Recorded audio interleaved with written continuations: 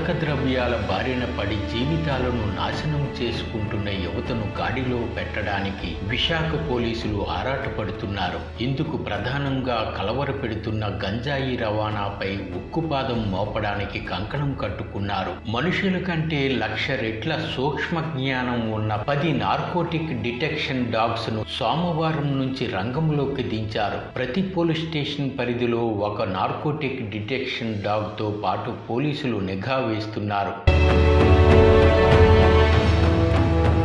విశాఖలో narcotic detection dogs కోసం police commissionerate వద్ద ప్రత్యేకంగా వసతి సదుపాయాలు కూడా కల్పించడం విశేషం.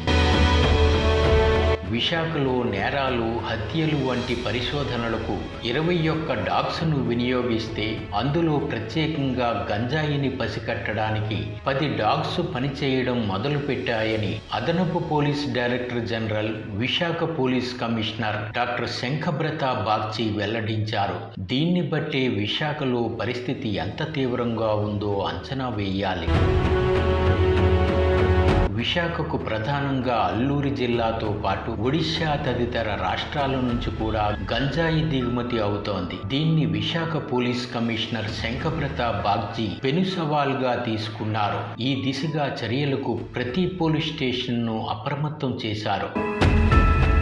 విశాఖ శివార్లలో అద్దె ఇళ్లను గంజాయి గొడౌన్లుగా వాడుతున్నారంటే పరిస్థితి ఎంత ఆందోళనగా ఉందో అంచనా వేయాలి. Visakha railway station, Simhachalam railway station, Pendurthi, Kothavalasa railway స్టేషన్ల ద్వారా గంజాయి రవాణా సాగిస్తున్నట్లు తెలుస్తోంది.